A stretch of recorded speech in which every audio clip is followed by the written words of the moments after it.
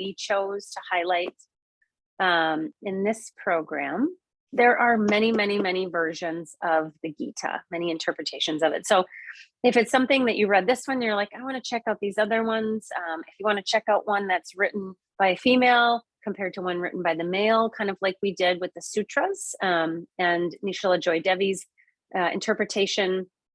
So just know that there's lots of options and you can explore them if you want to try audio and you want to try whatever. So this is what we chose. And I'm going to kind of walk through a little bit about the Gita, and you're more than welcome to just listen, or you can pull up onto your screen this guy. Carla, are you able to put this guy up so folks can follow around? This is the PowerPoint that I sent you. Yeah, just let me grab that. It's the Gita one, right? The Gita. Yep. Yeah. Okay. Just got it. Open it and. Can I ask why you guys chose this one? I noticed references to things like microwaves and other items in the text, and I was like, oh, interesting. When was this written, or what context? Well, I know when I went through my teacher training almost 20 years ago, this was the one that was used in my teacher training. I think it is probably referenced, I don't know why the most, but I think for me personally, I find even though some of them, they're aged or dated, his interpretations to be really, really robust and valuable. And some of the stories, they stick with you, whether they're 20 years old, 50 years old or not. So that's my answer for why we have chosen this one. Whether we continue to use this one, I know that we've looked at other versions, but I've read other options as well, and just keep kind of returning to this one. So it's a good question. And I've always said too, when we do teach this, I always say to our students, if you stumble across a new version, an interpretation, please pass it along. One that you think is like, wow, this one just blows the other one, blows it. I always mix comments. Is it out of the water, out of the park? I have a way of mixing euphemisms. I'm terrible. So good question. All right. Okay, and can you guys hear me? Yep. I lost what I was sharing, darn it. Let's see here. Sorry, this isn't for my other work. I just had it. Oh, wait. Maybe it's this. Wait. Here it is. Is this what you were looking for me to share? This is the Gita that you sent over. There's a PowerPoint version that I sent. That one. Yep, that one. Okay. And when I opened it with Google Docs, it turned into something else. It was weird. Oh. Turned it. So let's just. Yeah, I was like, how did she convert all of that? I love it. All right. And then do you guys see, all I can see is Carla in a little box in the corner. Can you guys see me or hear me, or what's the best path for that, Carla? I can see in the big screen, the PowerPoint, and then in the little box, your picture. Okay. Awesome. So if we can, I will speak, and then can everybody hear me? I think we're okay. Just give me a thumbs up. Awesome. All right. So thank you. I'll just give Carla a little heads up when you want to move the screen. But so as I mentioned before, I just want to start with this. And you might look up on the screen and be like, oh, there's a lot of words. If anybody printed what Carla posted for me a few days ago, after sitting with my printout last night and just walking through my notes, I recognized that in a font conversion, we're all trying to use a new font. When I converted it, some letters it doesn't like. So if you're in a printout from a few days ago, you might see some percentage marks, a few random things. So the version that's up right now should have all of those little errors out of it. So about the Gita, and this first section, when I talk about the Gita and I summarize it, maybe you're like, yeah, I read this, I know, but some of you, again, if you're a slower reader or you read this and you're like, what in the world was that even about? This serves as a really nice summary and just kind of report on what this book or this poem is about, where it comes from, and kind of why we've chosen to bring it into our program. So up on the screen, about the Gita, fundamental text of Hinduism, dated, I love this, dated sometime between 1000 and 7000 BCE, just a small window there. Close to when recorded history began in India, and when the battle that became what's the Mahabharata, is how you say that word, supposedly occurred. So the Mahabharata is the great Hindu epic in which the Gita is found. So the Gita is part of the Mahabharata, and it's part of the ancient Indian scriptures, which we know as the Vedas. Okay, so Veda, knowledge, wisdom also, and Ayurveda, which you guys are going to learn about next month, that knowledge and wisdom of kind of the body and herbs and diet and science. That's the Ayurveda. Next bullet, the Gita, it's a standalone text or poem. So it's actually said to be a poem that scholars and devotees return to for its emphasis on self-mastery. It's considered as seminal a text as the Quran and the Bible, other bases of major religions. However, the Gita is seen as more of a philosophical text because of how it outlines a way of life. The poem or the text itself documents the conversation between Krishna. Krishna is the supreme Lord incarnate within the poem, and Arjuna. And Arjuna is the warrior king. And Arjuna is preparing to go into battle against the Kauravas for the kingdom of Hastinapura. So Kauravas are actually, if you remember, Arjuna's family. So he's preparing to go into battle with his family for a kingdom, the kingdom of Hastinapura, which is something he doesn't even want. So I'll talk a little bit more about the summary of the Gita in a moment. The original text or the original poem itself was written in Sanskrit, and it's been translated into almost every single language. All right, we can go to the next slide.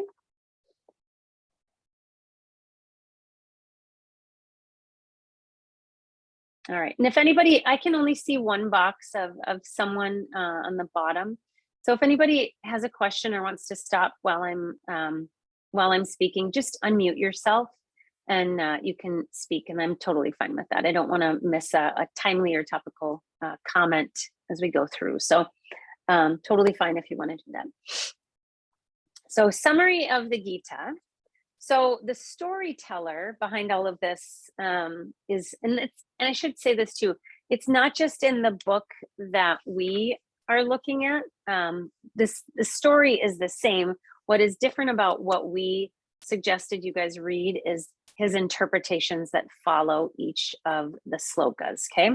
So in any version of the Gita, Sanjaya is basically the storyteller, and he's the blind, he's telling this story to the blind King Dhritarashtra. There's no quiz on all of these names, don't worry. So Sanjaya is the storyteller telling blind King Dhritarashtra of the conversation that's going on between Arjuna and Krishna as Arjuna prepares for this battle.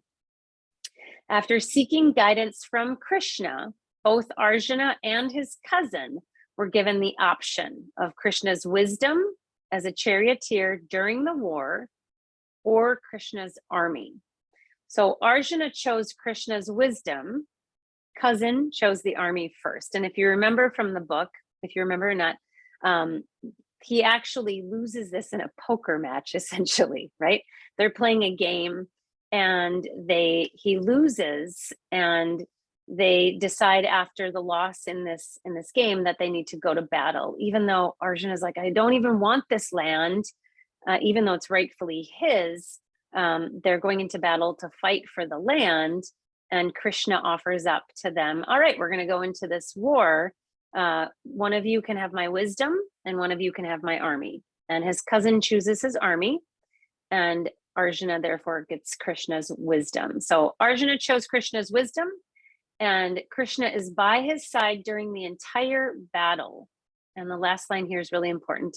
The battle symbolizes the personal war that we all fight within our own lives, right? So that's really the symbolism of the book, or of the poem, is that we're going to war, but that war is a symbol of that personal battle or struggle that we all kind of work through in our life. You can go to the next slide. All right. So still the summary. So Arjuna doesn't even want to fight. He doesn't understand why he has to shed his family's blood for a kingdom that he doesn't necessarily want, even though it's rightfully his. He casts down his weapons, and you can kind of imagine him, or if you've seen the really old movie, he kind of casts down his weapons and tells Krishna that he will not fight. And from here, Krishna explains why it's Arjuna's dharmic duty to fight, and how he must fight in order to restore his karma. So I have there in parentheses, karma is an accumulation of debt of action. Dharma is our duty to work off our debt or karma. I'm not sure if all of you noticed this or not, but I just want to pause there. In the book that we had you guys read, in the very end, in the back of the book, open, in my book, it's on page 307, but if you just go to the very back, there's a glossary. So this can be helpful. And again, maybe you didn't know it was there, maybe you did, but just to tie into right here, if you want to go to the glossary and then look up the word dharma, D-H-A-R-M-A. So virtuous teachings, destiny, duty, righteousness, morality. So in this sentence I have here, from here, Krishna explains why it is Arjuna's dharmic duty. So maybe that's redundant in saying dharmic duty, but it's Arjuna's dharma, essentially, to fight, and how he must fight in order to restore his karma. So then look on the next page and you can see karma, not karma yoga, but karma is action and reaction. So karma is accumulation of debt of action, and then the reaction to it. Dharma is we are on this planet to work off that debt or that karma. So that is, this information right here is a lot about where reincarnation stems from. Again, whether that's something you believe in or not, that's kind of where the whole thought process behind within reincarnation. I am on this planet. I'm here to become more enlightened and observe what duty, what dharma I have while I'm here to serve, and how in that service I can work off my karmic debt from my past life, so that when I do pass in this iteration of life, I've elevated a little bit, and maybe when I come back again, I'm that much higher. Maybe when I come back again, I'm a yogi, or I'm born to more evolved parents, or what it might be. So that's kind of the cycle that reincarnation and a lot of Hinduism believes, and a lot of that stems from this this story. All right, next slide. All right, so Arjuna is now on the ground having a temper tantrum, saying, I don't want to fight. I don't want to fight. Krishna now comes in and says, it's your duty to fight. It's your dharma. You must correct what's wrong. So Krishna goes on to explain more here and says, he's explaining the samsaric cycle of birth and death, which is what I just very high level talked about in reincarnation. So he starts to talk about the samsaric cycle of birth and death. There's no true death of the soul, is what Krishna says, only the death of the physical body at the end of each round of birth and death. The cycles allow a person to work off their karma accumulated through lifetimes of action. If a person completes action selflessly in service to God, then they can work off their karma. So that in the glossary would have been under karma yoga, selfless service in action, okay? So if a person completes action selflessly in service to God, then they can work off their karma. eventually leading to dissolution of the soul, achievement of enlightenment, and there's that word there, vijnana, and an end to the samsaric cycle. On the flip side, if they act selfishly, maybe like Arjuna's cousin, if they act selfishly, then they can keep accumulating debt, putting them further and further into karmic debt. Okay, and I cannot emphasize enough that this is an important part of this poem and this book and the Hindu reincarnation belief system. But I always want to say this is a belief, right? So you guys, I don't ever want anyone to feel upset by this information because it's from this. It doesn't mean you have to believe it or agree with it, but it is what Hinduism and reincarnation are rooted in. All righty, so let's go to the next slide. I'm gonna get a sip of water. So Krishna then explains to Arjuna the three main concepts for achieving this dissolution of the soul: renunciation, selfless service or karma yoga, and meditation. So Krishna is saying all three are elements for achieving yoga or skill in action or achieving that enlightenment. Krishna says the truly divine human does not renounce all worldly possessions or simply give up action, but rather finds peace in completing action to the highest service to God. I'm going to stop there for a moment. So think of, if anyone knows the story of the Buddha or Siddhartha, phenomenal read if you've never read Siddhartha. Siddhartha is struggling and he's got everything and he lives in this beautiful kingdom and, you know, all the worldly possessions, but he's not happy. And he says, well, I'm just going to become a renunciate. I'm going to give up all attachments and I'm going to go live in the forest by the river, by a tree. And then he recognizes that he's not content. He's not relieved of his suffering there either. So I said that, I paused with that story if you're familiar with it, as it connects with this line here. The truly divine human does not renounce all worldly possessions and simply give up action, but rather finds peace in completing action to the highest service to God. So the Buddha or Siddhartha finds a relief of suffering and kind of his purpose when he finds that middle path between having it all in the kingdom and having absolutely nothing as a renunciate. He recognizes that I've got something to share, and it's really more about this middle path, not completely letting go. So hopefully that makes sense or helps a little bit if that statement was confusing. So last sentence in that first bullet: as a result, a person must avoid the respective traps of the three gunas, rajas, tamas, and sattva.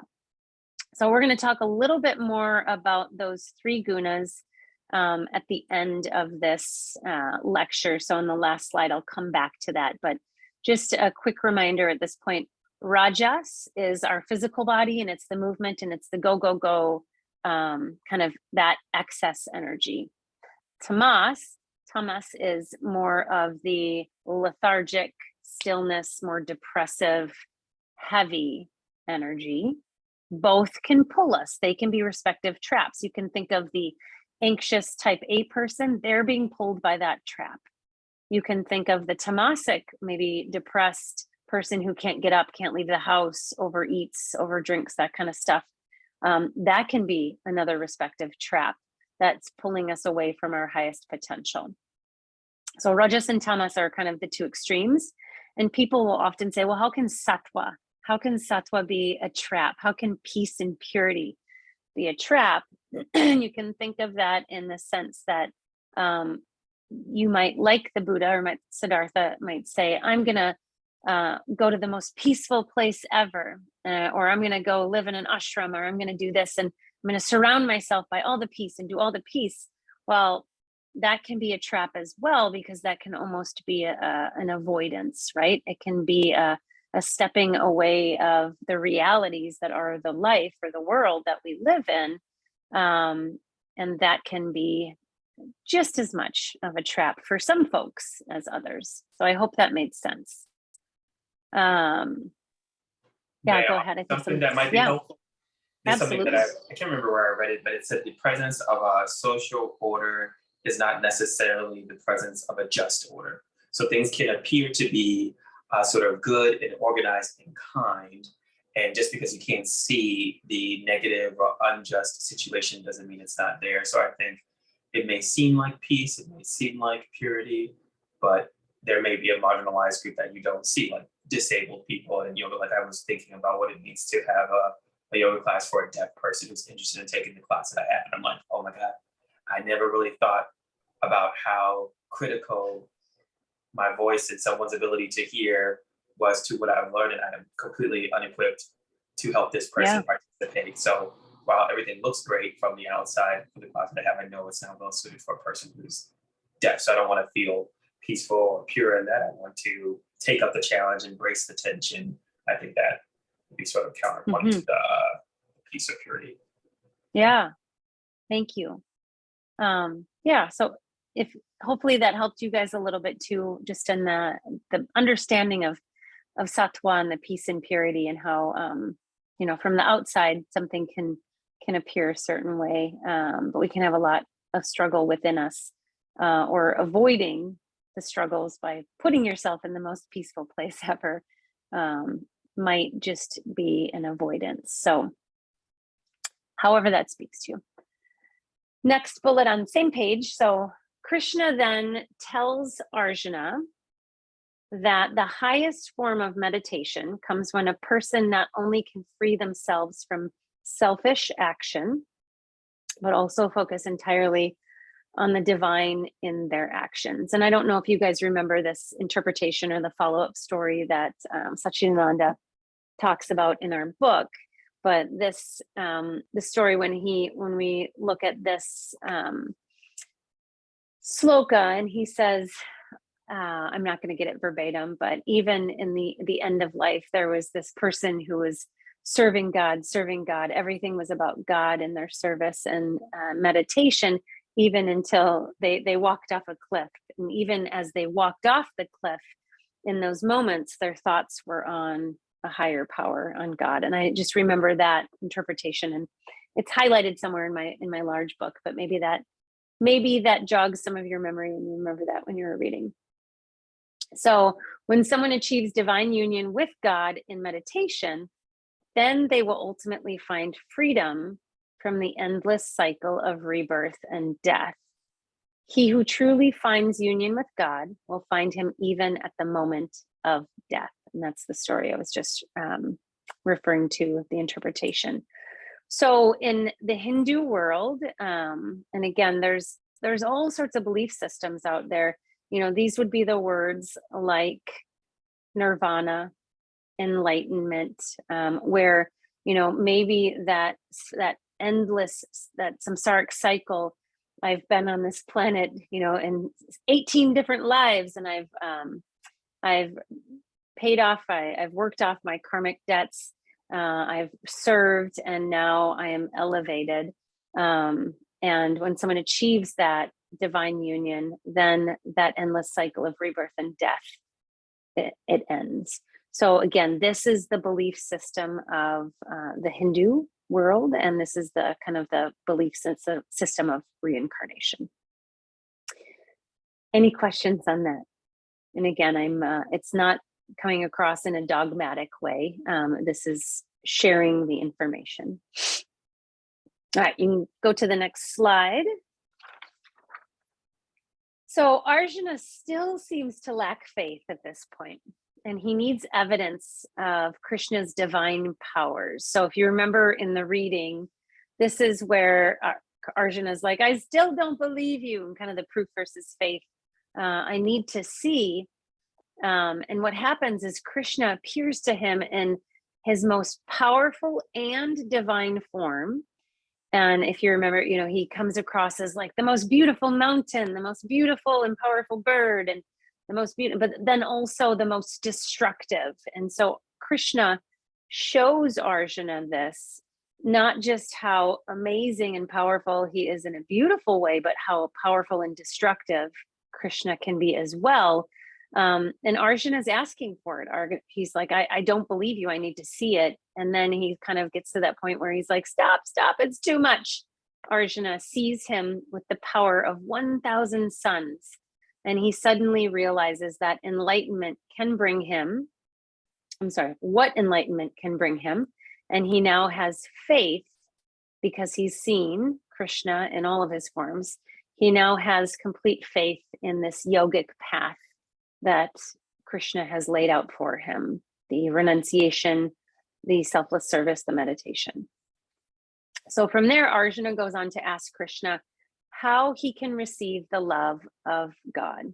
Krishna reveals that the love comes from a person's selfless devotion to the divine, as well as the understanding that the body is ephemeral. So these are some big words that maybe you've heard before. So that the body is a product of prakriti. If you remember that word, prakriti is the energy of the world from which the physical world appears, emerging from Purusha. And Purusha is unseen spirit, which links all of us beings, unseen spirit that links us all. So if you think of the ocean, then each of us can be a drop of water, right? Within the ocean, because it's all, I don't even know how you can tangibly give a number to how many drops of water are in the ocean. So each of us can be individual drops of water, but also come together as the entire ocean, right? So in its entirety, we are that Purusha, that unseen spirit, or that large ocean that links all of us together, but we are also individual drops of water. And we are all subject to endless rebirth, that cycle. A person must let go of their body's cravings, the gunas, and temptations, the gunas, to find freedom. And so what Krishna is really saying to Arjuna is that we're all here working through this together. We're all here and given the space and the opportunity to step back and observe, what are my cravings and temptations? What are my gunas? It's likely that those cravings and temptations, those gunas, are lessons in this lifetime that are coming from our previous life, where maybe we were in that space and we're working off that debt related to maybe some stuff that happened in a previous life. And what Krishna is saying is that through renunciation, working on letting go of those cravings, those temptations, those attachments, and through selfless service or yoga in action, doing something without any attachment to the fruits of our labor, and then through meditation and meditating on something higher than us, that's where we can find freedom from suffering. That's where we can find freedom from that war that Arjuna is about to go fight, or freedom from that suffering or that war that we're all fighting on a daily basis, just being here on this planet. Does that make sense? Anybody like, I think I read a different book? I'll just stop there for a few moments. Any questions on that? Any comments? Does that help anybody? Kind of like, oh, okay, I have a little bit more understanding of the book, or I definitely missed some stuff, but I do remember reading a little bit of that. Any comments or questions on that? Feeling good? Okay. All right, so going to the next slide. So the Gita, the poem ends with Krishna telling Arjuna that he must choose the path of good or evil, and that at the end of the day, it is his duty to fight the Kauravas, his family, for his kingdom. So it's his dharma to fight for his kingdom. By fighting, he is correcting the balance of good and evil, fulfilling his dharma, and offering the deepest form of selfless service. Arjuna finally gets it. He finally understands, and he proceeds into battle. So I want to pause at this one too, because when I first read this almost 2 decades ago, this part I really struggled with, in that, well, could someone interpret this as it is my dharma to kill, right? It's my dharma to, I'm just correcting good and evil, and I'm good, so I'm going to kill. And I think absolutely someone could interpret it that way. But it's not meant to be so literal. It's meant to be a metaphor, right? So it's meant to be a metaphor for our life, in that it's up to us to observe in our own life the difference between good and evil. And it's up to us in our own life to serve with no attachment to our service, other than I'm here to serve in a higher good, in a way that is serving and helping humans to be better versions of themselves. I'm doing it without any attachment to the fruits of my labor. And I'm doing this service, I'm fulfilling my duty, offering that deepest form of selfless service called karmic yoga. And then that can help from a planetary standpoint, that balance between good and evil on a larger scale. So again, I wish I had an easy way to say that, other than that was hard for me to digest when I first read it. I think I took it too literally. And I do think that some people could read any book or watch any movie or play any video game and take them too literally, right? So this book has gotten some negative feedback for that reasoning, because it can be taken that way. I did at one point too ask that question of a woman. I can't remember, this might have been like 8 years ago, but she was from India, where this text is read and studied a lot more, and she said the same thing to me. She said it's a metaphor, it's not meant to be taken that literally. So I don't know if anyone's got questions on that. I don't know if I have answers for it, but I wanted to put that out there, and that it was something I struggled with, and maybe you struggled with it as well. So let's take a little pause there. Any questions, any comments on the summary that I went through so far? I guess I wonder about parables, or this form of communicating a message. Why this form, if there is the danger of someone taking it literally and misunderstanding it?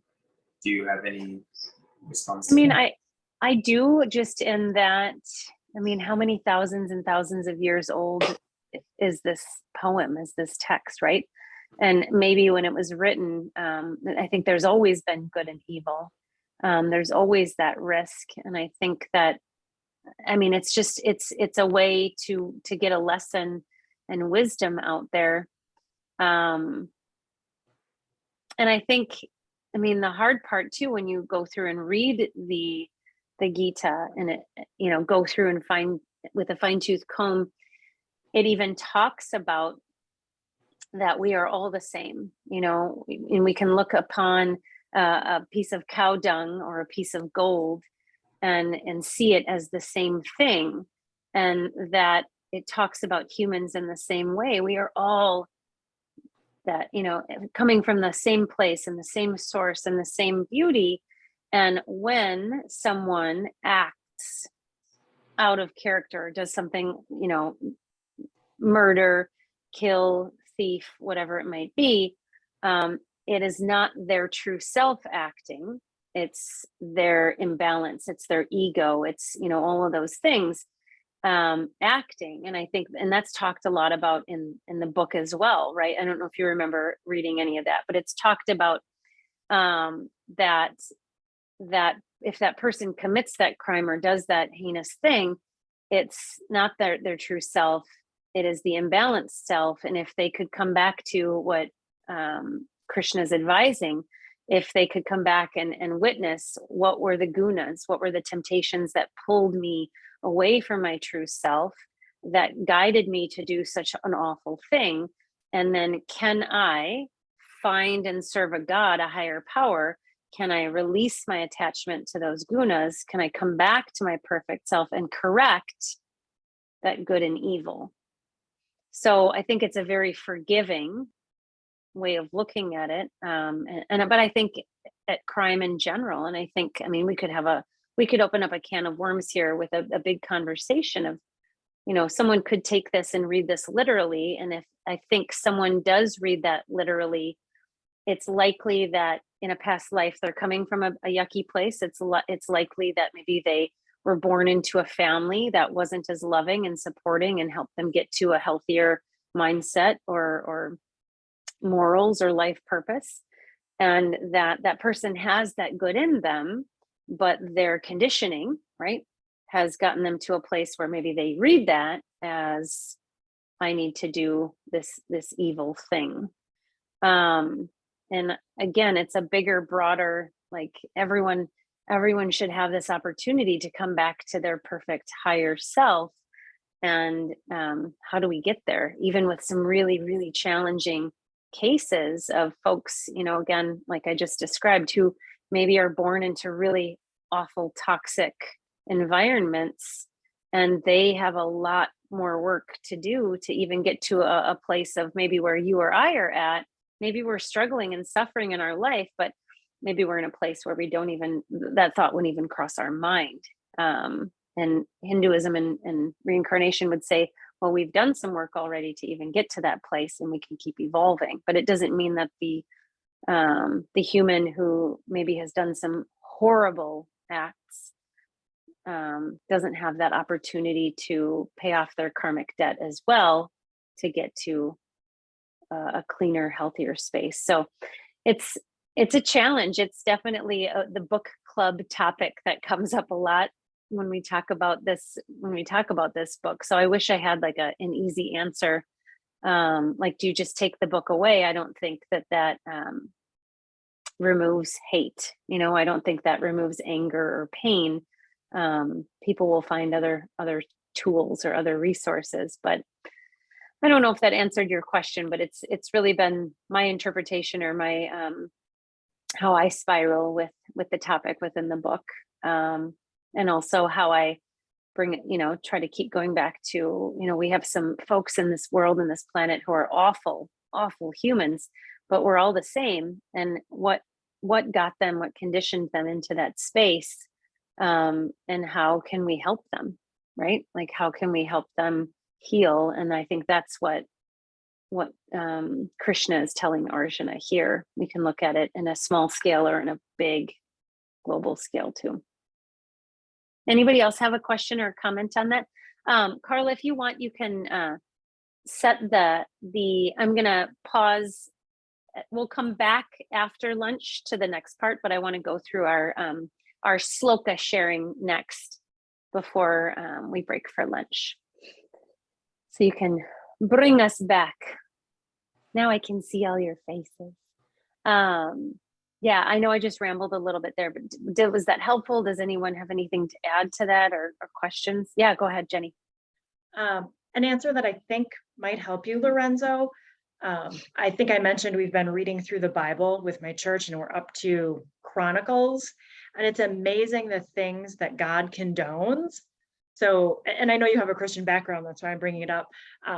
But all these things about, like, well, if you're an Israelite, that's cool. And if you're not, just go ahead and kill them. It's okay. And clearly that's my version and summary of the story, but there is so much violence, and God does seem to be condoning it. So I'm not seeing a huge difference myself between that and the story of saying, well, if you kill people, it'll balance out. It's okay. Because so many of the kings were just horrible people, and God allowed it. He might have been angry, but he kept allowing it. So for me, that's like, oh, okay. Sometimes things back then don't make sense the way they do now. They did things differently, or I'm struggling with interpreting it myself, but maybe that helps you of the idea of, like, violence is everywhere. Yeah. Yeah, I think the thing I find challenging about a parable is, one, the context in which the parable was created is something that is difficult to apprehend, as we don't exist in the same moment in time. So things that we may be ascribing to a word like war may not be what war meant back then. I don't know. But then I also think about what it triggers for me when I'm trying to understand. I think we try to understand something from the point of view of which we exist, or that which has been given to us. And when I think about a part that stood out to me, which I really loved, was when they talked about how if a family were cooking, if the wife were cooking, the husband's duty was to go and wait outside of the house and for 15 minutes speak to all the people walking down the street and say, "Hey, are you hungry? Are you hungry? Are you hungry?" before they eat themselves. I was like, I love this because it's just affirming a different way to be in society. And then I thought about something my grandmother told me. She immigrated from a refugee camp in Poland, and she indicated, until you have been in a place that is controlled by a government entity where nothing goes in and nothing comes out without their approval, and food is limited, and you've got kids that you're responsible for, and you have food, but your neighbor is dying and is starving, but you walk past them with that food in your hand because you have to assure the survival of your own family. You don't know what it means to suffer or make a difficult decision. She's like, people that you love and know as neighbors, you pass them with your food to assure the survival of your own children. So I thought to myself, this is a time of war, in my brain. And I'm like, what I understand to be right and wrong changes depending on the circumstances. And that was just really hard to square, with this idea of war. But now that I'm like, we're outside of the context of war and it's not an actual war, then it's like, oh, that kind of goes out the window. Mhm.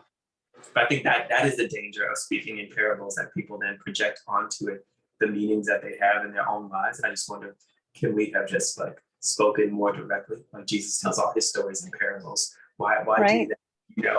What's the value of a parable? I don't know.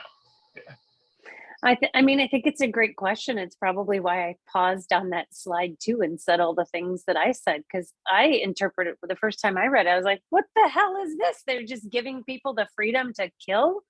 And because people could say, well, it's my dharma, it's we'll talk a little bit more about svadharma, and that svadharma in this text is our duty, but it can never be something, it's not my svadharma to steal, right? It cannot be my svadharma to harm.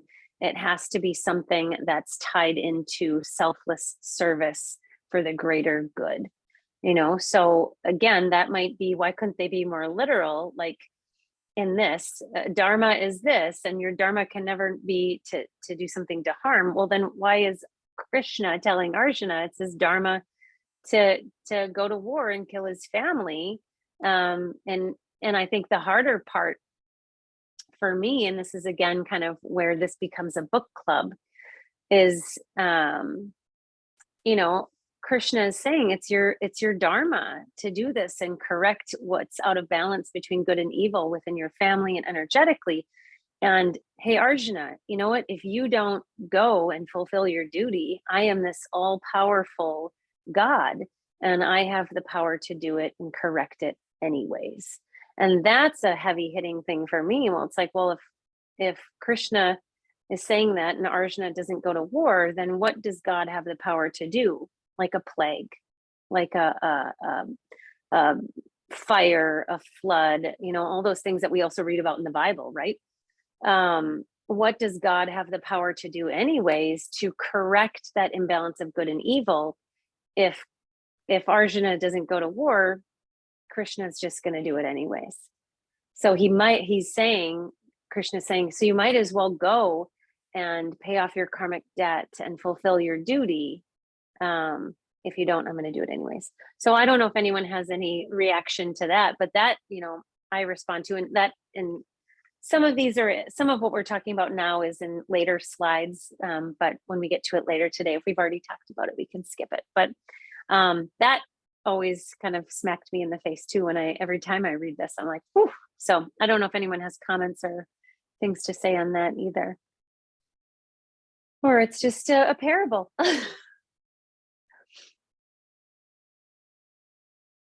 And I'm not going to force anyone to say anything, but that's part that I struggle with. So what I want to do and what I typically do from there is summarize. We go through that and usually have some good conversation like we just had about that topic.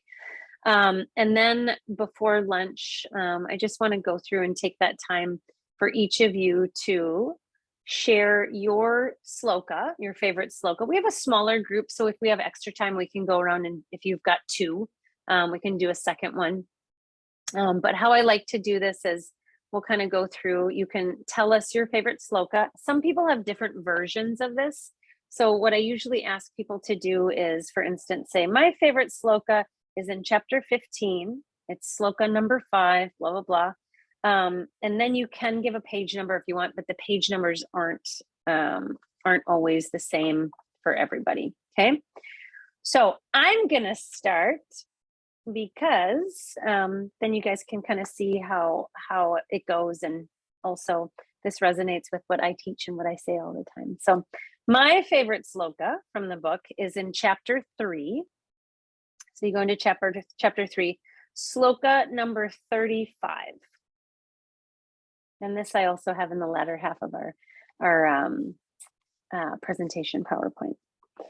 So my book, my old book, if the sloka reads a little differently. Number 35, it is better to do your own dharma or calling, even imperfectly, than someone else's dharma perfectly. Even better to die in your dharma than in another's, which brings great fear. So I'm going to flip my page and read the interpretation. So read the interpretation too as you come to yours, because I think sometimes the fruit of what spoke to us is largely in those parts. So he says after that, is this a little confusing? What is your dharma and what is somebody else's dharma? What you're truly called to do is your dharma. It fits your aptitude, your capabilities, and your natural inclination. Constitutionally, your dharma, physical and mental, is to walk. Look at a snake. If you try to crawl like that, it's not your dharma. It might look cute, but remember you're created to walk. Don't try to imitate a crawling species. This is just a rough example, but often we come across this situation. For example, in the name of equality, I must do everything he does. Only then am I equal to him. If he jumps, I should jump. If he flies, I should fly. If he drives a tractor, I should drive a tractor. Only then am I equal. That attitude is terribly wrong. Remember, even science has shown that there's no duplication in creation. No two snowflakes are exactly the same. As such, you are also unique. You have been created with certain abilities that no other person can do. That is your svadharma, your individual duty. Later, after lunch, we're going to do a little svadharma exercise where I reread a little bit of this next paragraph about what your svadharma is and just sit and think about it. But for me, that sloka spoke to me years ago. It still speaks to me in what I try to share with you guys so often, which is just being authentic and recognizing your duty, your calling, your purpose. And I think for me, reading this, whenever it was written, but reading it now in my own life, I do try to pay attention to when I'm trying to imitate others, when I'm trying to compare myself to others and judging myself against what others do, and trying to bring myself back to what feels like my dharma, my purpose, my calling, my service, and kind of what we talked about earlier, Lorenzo, even just, kind of when you're doing maybe what your gift or what your calling is, that it sometimes feels effortless, right? You're authentic, you're being yourself. And in that instance, the people show up, they're drawn to your authenticity. So that's my favorite sloka. And any questions or comments on that? And that's kind of how we'll roll. We'll read the sloka, read maybe all or a portion of the interpretation. Some of the interpretations are 3 pages. Talk about why it spoke to you and why you liked that sloka. And then if anybody else has comments on it, then we chit chat about it for a little bit and then we move on. So any questions or comments on that? Knowing full well too that we're going to talk about Svadharma later. I highlighted this one too, not because it was my favorite, but because I found it challenging. On the next page, he gives, I assume he gives an example through his own life where he said he had moved from being from technical education to temple management, and that spoke to my concern, which was, we are beings within a context, within a set of circumstances, and his set of circumstances included significant education. So as a result, he entered society and got to experience being in a way that someone might not be able to if they were a woman or a girl in a society that didn't permit girls to be educated or attend school. So how much of that is authenticity or the opportunity to experience being in a certain way, or privilege, or just being situated in society in a certain way? And then also moving from technical education to temple management for me is like moving from something more complex in its requirements to temple management, which is, I don't know what temple management includes, but is it easy to be an accountant and move to, I don't know, something more regular, you know what I mean? Or can you go the other way too, without I having think so. access? Yeah. I mean, But I that think one- it's, I went from advertising to teaching yoga full time. And again, whatever, was that a privilege that I could afford? Was it a risk that I took? Absolutely. But also I think when I made that decision, something never felt right when I was working in advertising, and something always felt right when I was sharing the practice of yoga and helping other people. So I don't know if that speaks at all to it in terms of, I went from something I paid a lot of money for my education to work in advertising, and I made a lot more money, but it didn't feel right. I felt like I was trying to be a snake slithering on the ground, and I wasn't supposed to be doing that. But I think you bring up really valid points, like in this day and age, like, well, what a privilege to even have that decision to go there. But I think if we can slow down and enough people can look at, like, what's my purpose? Can we help the greater vibration, the greater good? I don't know. So I think that's something that I believe in. If we can follow our hearts and be authentic and not be attached to the fruits of the labor, what would that do for our world? I don't know. Yeah, I thought this too would function well to reinforce a caste system. So when we learned about the caste system in this, and that certain workers from certain segments of society should not try to be or imitate or be in other sections, that this particular sloka, what comes easiest or natural to you will also be based upon the examples you see around you. As he indicates, a kid should see a person with a stethoscope around their neck so that they can understand that someone can become a doctor. But if you live in a caste part of society that never sees doctors or what have you, then is it about what comes naturally or easy, or is it about the circumstance around you? But That's a really good point. Yeah, it was interesting to me. So thank you for bringing that up. One of my highlighted sections too. Well, and it can also be, your sloka can be highlighted, and we've had this through the years, not because it's your favorite, but because it challenges you, or it's good fodder. So keep that in mind, whatever your favorite sloka is, for whatever the reason. So that was mine. So I'm gonna move us along. And I know you were just chatting a lot, but you're next in my Hollywood Squares, Lorenzo. So if you want to let us know the chapter and then the sloka number, and then you can read the sloka and any amount of the interpretation, and then just share with us why you chose it. Okay. I had so many. Let me see which one I'm going to choose.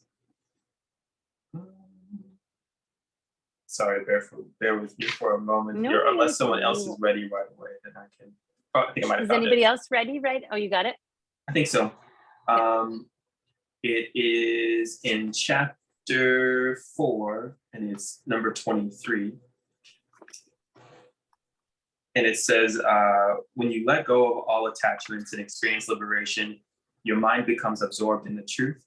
Then everything you do becomes a sacrifice, jhana, and all your karma melts away. the part thereafter, skipping 24 sloka, just going to the text, says a very important sloka, but there's not much to say because it's all Brahman ultimately. When performing a devotional offering or worship, the various parts are mentioned. The fire, that which is offered, the water or oblation, the fuel or clarified butter, and the one who is offering it. Everything, every part in the entire sacrifice is ultimately Brahman. That's what it means. At one level, you see everything is one, no dividing one part from another. And there's not something offering something into some fire and somebody getting the benefit. All are the same. Differentiation is gone. Then you realize the oblation is Brahman. The clarified butter is Brahman. The person is Brahman offering into the fire, Brahman, Brahman. So unto Brahman, everything goes. Actually, taking a meal is a puja, a devotional offering. If we rise to that level, we understand the meaning and experience it when we eat. The food is Brahman. The hand that takes the food is Brahman. I don't know if you want me to continue going. I can stop there. Yeah, you can stop whenever, but if it's meaningful to you, read it. Okay, I'll stop there. I like this sloka because I think I found a lot of sort of comfort in the directive or the suggestion, I suppose, that we let go of attachments or the fruit of the things that we aim to do. I think that's good, and it allows me to relax and ease my way into action or inaction or what have you. And I thought about this, maybe triggered my memory of passive resistance as used in the civil rights movement and the letter written by Dr. Martin Luther King while he was in the Birmingham jail, because he uses very similar language when talking about liberation. And in that instance, there's lots of sacrifice. So I think about what it means to let go of all attachments, that when people were moving through the civil rights movement, they were risking employment, housing, even bodily integrity in the face of violence. And they became sort of absorbed in the truth. If you look at any of the letters or written things or church sermons on Sundays, there's so much discussion of, they're just deeply absorbed in the truth about the current circumstance at the time. But there was so much sacrifice. So I don't know. I just thought, what does liberation require, under various circumstances in various places? It's going to be something very different. And also for each individual. So I guess that's why I like that sloka. It's great.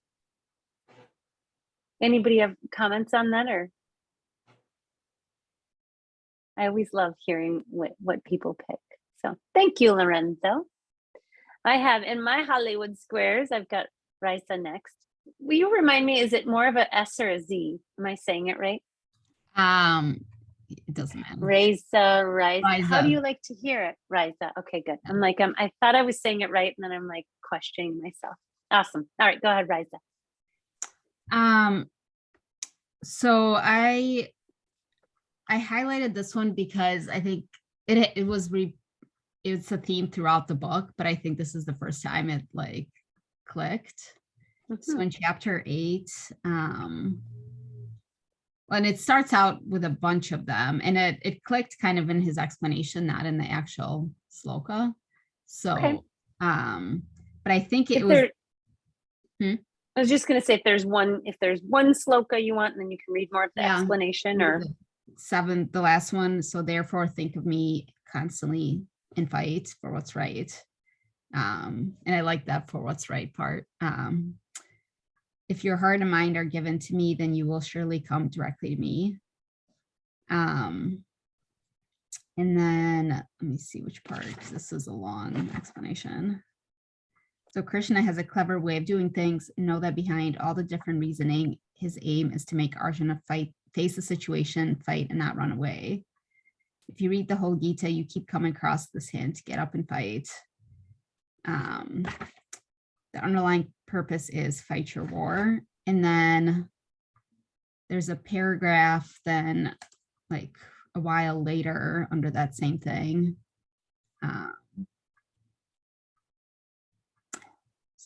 It's the one that says, that's what is meant when Sri Krishna says, with complete trust in me, get up and fight to achieve. You have to fight to experience the peace. Until then, wherever you go, the war will follow you. your karma is like your shadow. You can't escape it.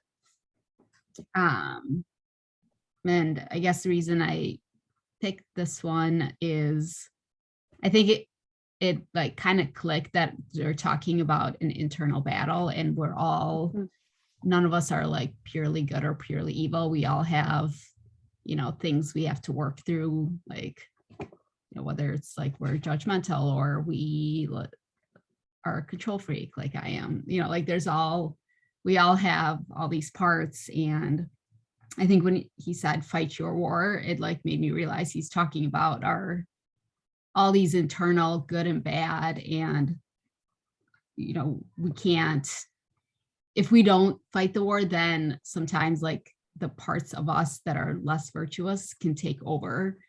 And I think that's why like the army is like Arjuna, there's 5 of them versus 100 of them, because sometimes like some of the less virtuous parts can take over. So you have to fight your battle and not let kind of like these, I don't want to call them bad parts because they're just parts. They're all parts. Right. Yeah. Yeah. So, you have to work through these parts in order to find peace. Yeah.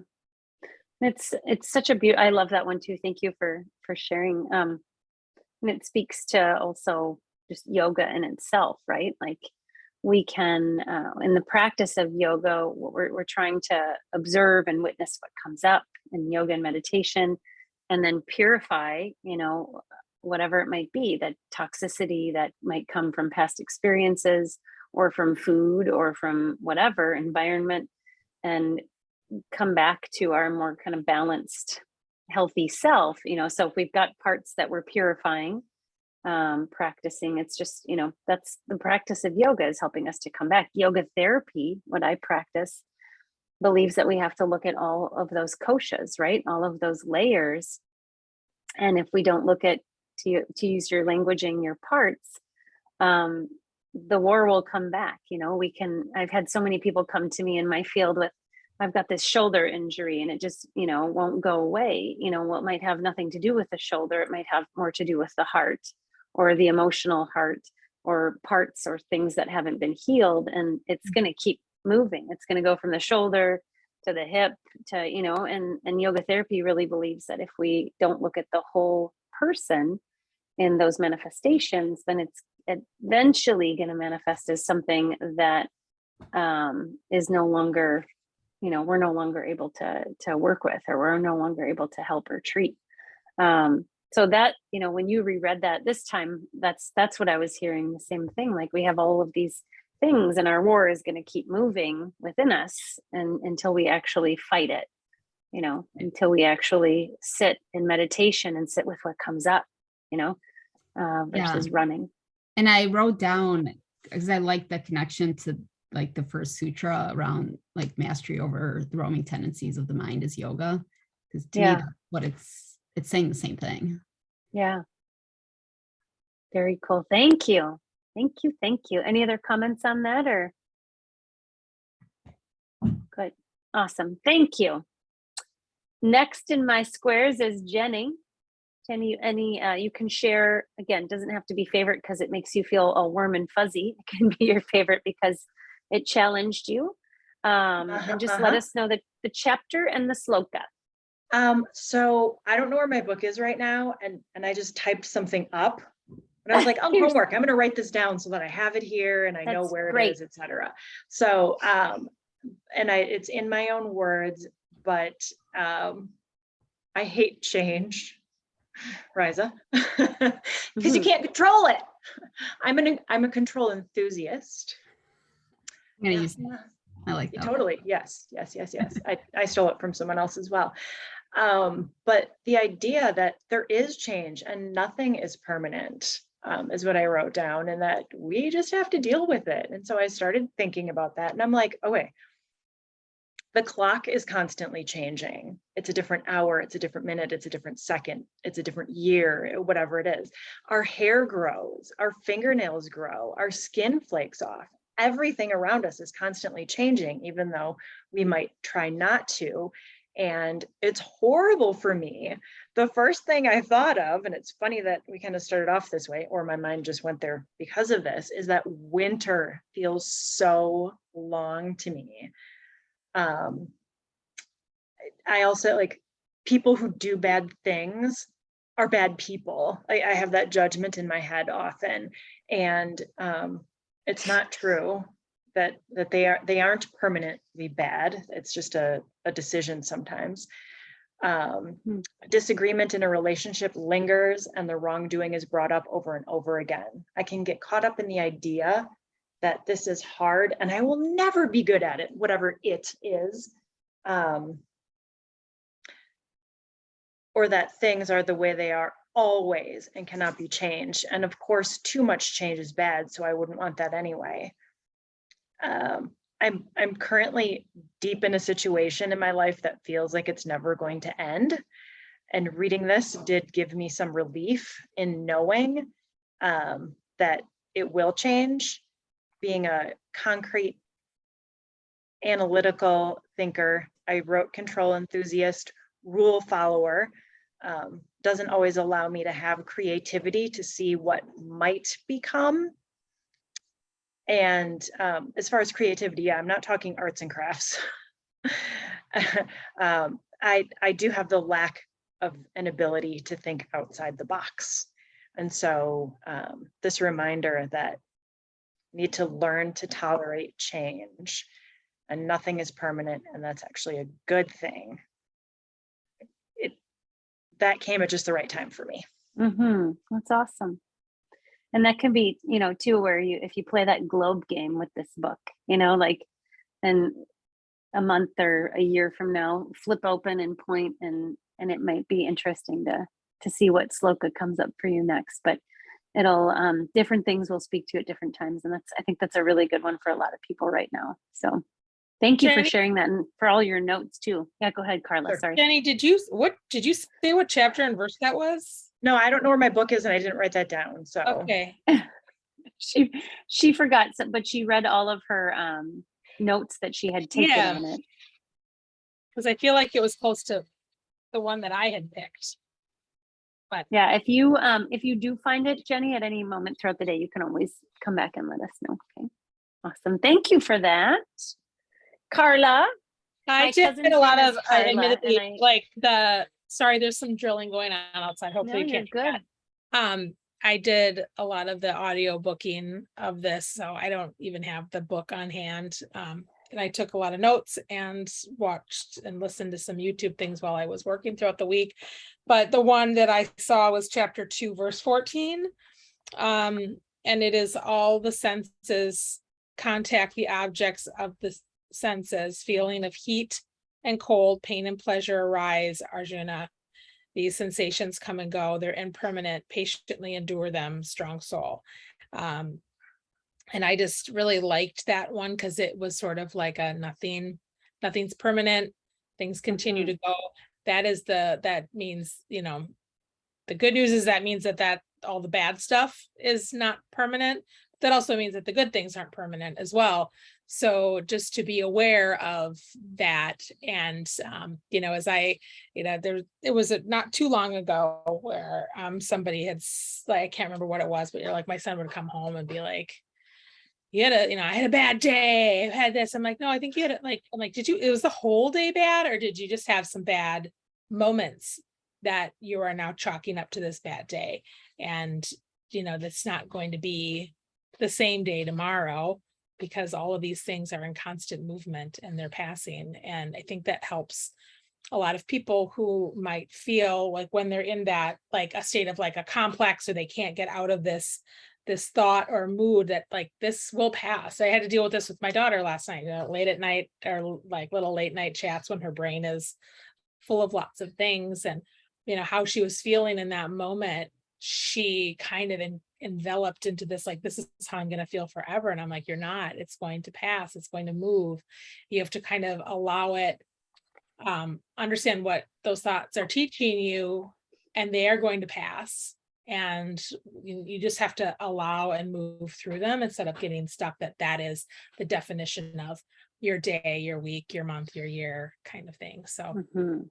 I really like that idea of that. And that goes for pain too. I mean, I just remember like when you were doing this pain traveling through your body, I'm like, oh my God, like I have had like like a tour of pain throughout my life. Like all of a sudden I'm like, oh my God, the shoulder thing is bothering me. And I'm like, oh, I had to remember after a while, I'm like, that will eventually go away and I will have a new thing. And it'll just put itself in different places. And some days I'm going to feel really good. So, just always accepting that, these things life is pretty fluid and it doesn't just get stuck in one moment unless you allow it to. Mhm. Thank you for that. And again, nice, very complimentary to what Jenny just shared. Yeah, I thought I was, Um, I'm listening to it. I'm like, is this, I don't think it was the same. It was a little different because yours more had to do with change and mine was a little bit more to do with things that, but they both had a little bit of that message of things aren't permanent. mhm. Well, I think too, the interpretation that follows yours, Carla, after 14 through 19 talks a lot about change. So that could have been what Jenny was connected to as well. So, because it says here, it was I had this underlined from the first time I read it, so it must have spoke to me then too. When we say that something changes constantly, there must be something to change. Without that something, there cannot be any changes. Then what changes? The names and forms of the primordial essence, which is always there. The one is always there, but it appears to be many. This basic oneness is what's real. For example, let's take water and say it is reality. Steam is one expression of it, ice is another. But in water, steam, and ice, you see the same essence, nothing but H2O, hydrogen, and oxygen. Even though we see the changes and work with them, we can always remember that there's something permanent behind them. That's clearly said here and is referred to as seeing the truth. So anyways, I don't know if that's what spoke to you, but there's a little bit on change there, Jenny, that followed what Carla listened to and heard and shared. So thank you both for that. Yeah, Lorenzo, you have something to. I just wanted to ask Carla too, did you state the chapter and the sloka? So I wanted to Me? find it. Yeah, Yes, chapter 2, verse 14. thank you. Mhm. Awesome. Thank you, guys. All right. And last but not least, Janet, if you've got a favorite sloka to share, you can share the chapter and the sloka, and then you can read the sloka and anything else that you want to follow. Okay. Well, without change, we wouldn't have butterflies.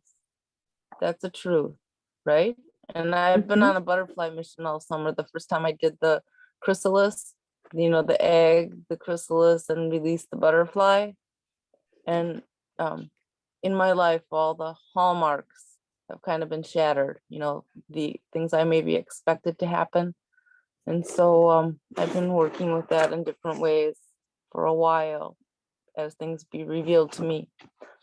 So in chapter 7 of the Gita, the yoga of knowledge and realization, when you read the first one, number 1, the Blessed Lord said, listen, Arjuna, focus your mind on me, take refuge in me, practice yoga, then you will surely unite with me and know me fully. I will teach, number 2, I will teach you wisdom, which will lead you to directly experience the supreme truth. After that, there is nothing else to know. And when I think about my Christianity and how I believe in God, this is peace to me, because then I can shed everything that hurts on the outside, and my time on the mat is valuable because I'm following that truth. And as I'm strong enough and I can take what's coming, I can trust the absolute truth. And it goes on in other, as you go through it, if you want to read ahead, and I don't want to take too much time here, but the stories are important for us to teach us the framework, like a crutch. but then if they explain it in more words, the scaffolding, they're calling it the The scaffolding. scaffolding. Mhm. But at some point you don't need to carry the crutch anymore, and you can walk away and just know that the truth is the truth. You can stand up. You don't have to stand on your head or practice any yoga. You don't need anything. You just know that it's absolute truth. And I think as I walk through my life and I age, you want to control something, but you really can't. But you can trust the ultimate truth. And I try to keep strengthening myself, to keep building the space within myself for comfort and just being in that space. And so That's it's beautiful. growing I'm my gonna spirit read what body. you were talking about, Janet, because I think it is really nice. It says, if you are limping, take any aid that helps, but remember that it's just a crutch. When you can really walk, throw the crutch away. It's a sort of insanity even to carry crutches when you walk well, which is why at a certain level, you don't have to go to the temple or church. You don't have to do any worship. You don't have to stand on your head or practice any yoga. You don't need anything. And to Janet's point, it's really about just that knowing or that truth or that faith, right? That in your God, whatever that means for you. That was beautiful. Thank you, Janet. Any comments or things on that? Thank you for sharing that. Thank you for listening. And thank you everyone Mhm. for sharing. I think that one resonated with me too, because it kind of connected to like all the different parts of yoga that we're learning. Like in a way, they're all tools or crutches, however you want to say it, to getting to a higher point. But at some point, like it's no longer needed because you've kind of figured it out. But it's nice to have these tools on the path. Well, and to I think the one that you read actually, Riza, was, you know, they're all tools and that our wars will come and go, right? So we might have different times in our life like this, and knowing, so maybe sometimes in your life you know and you don't need all the crutches, but then maybe something, a war happens or something catastrophic, and then you have those tools again and you can reach for your yoga, your you know, whatever it might be, or you can be in that reactive mode, or you can be in that mode of, you know, I'm always gonna in some way, shape, or form bring these tools in to help me just be the most peaceful, healthy, content version of myself, so that when the catastrophes or the wars do come in, my pendulum doesn't swing too far in either direction, right? So I think that was a beautiful one. Thank you for that, Janet, and for all of those. Any more? We're not done with the Gita. We're taking a lunch break.